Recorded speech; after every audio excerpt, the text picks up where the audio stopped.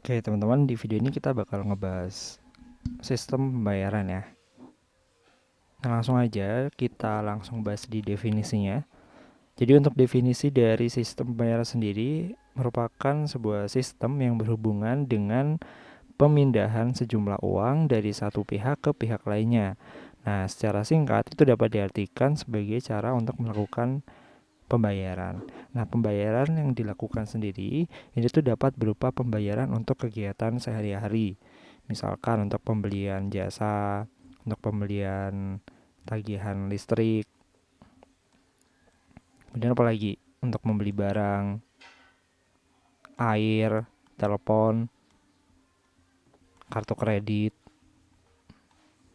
dan lain sebagainya. Pokoknya yang melakukan pembayaran itu dinamakan dengan sistem pembayaran. Jadi ada banyak cara untuk dapat digunakan sebagai media dalam pemindahan uang tersebut.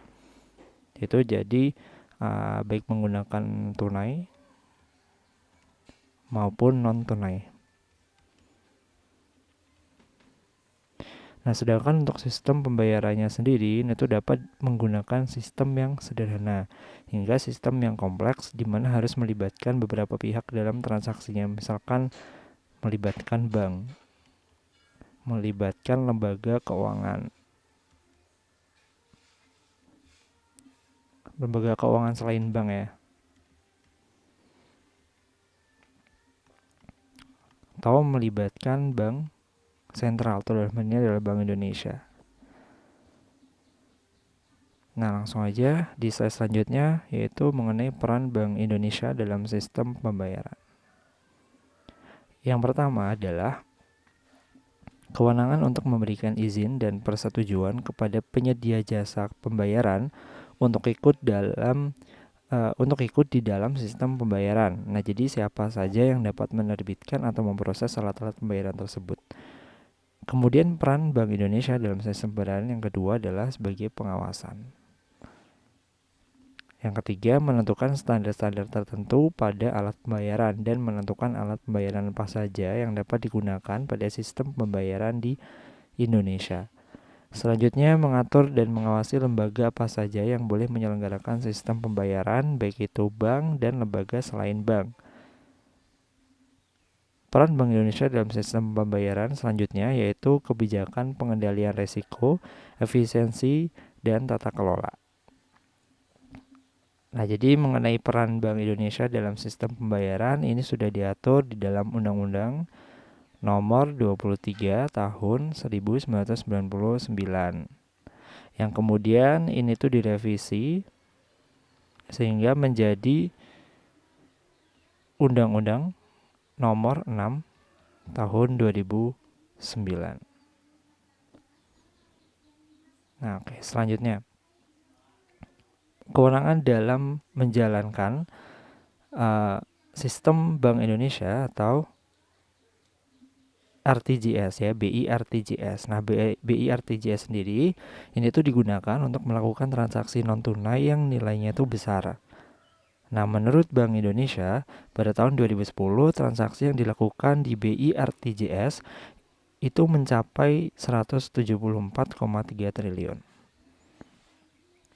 Nah, peran BI selanjutnya yaitu kewenangannya sebagai penyelenggara sistem clearing antar bank untuk jenis-jenis alat pembayaran tertentu melalui Sistem Clearing Nasional Bank Indonesia atau SKNBI.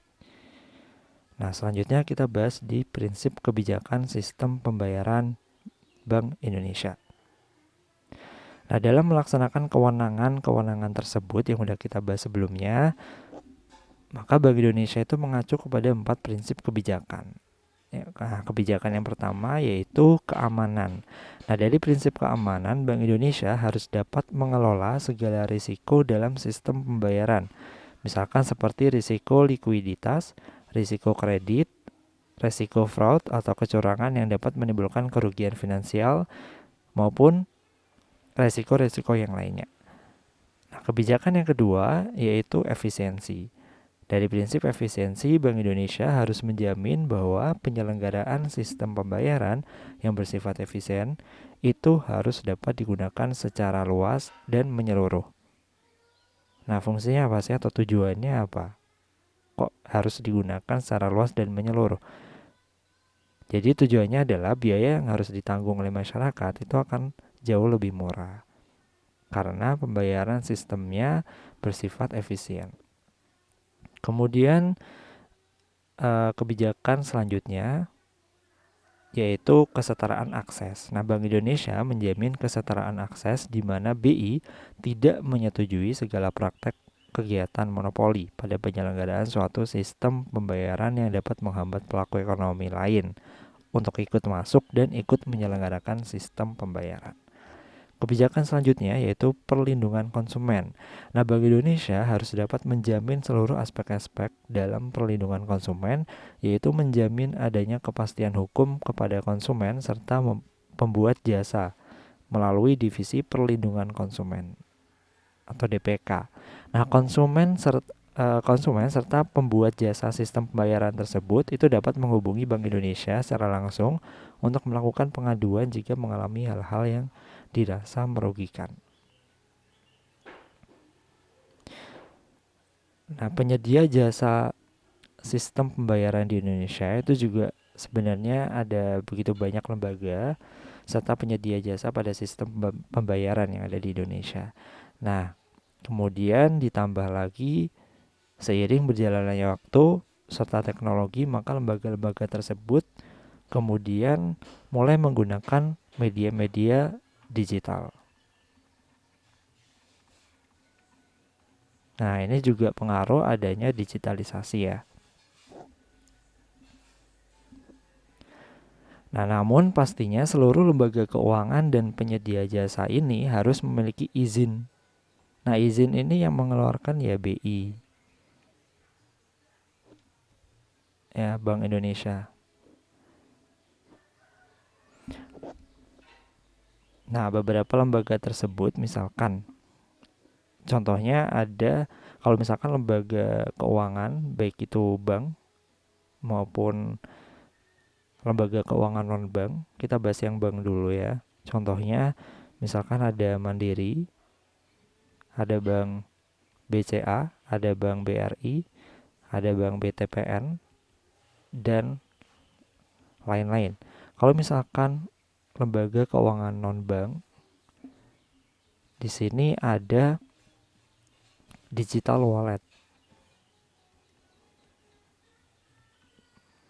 Kemudian digital wallet atau elektronik ya, electronic money.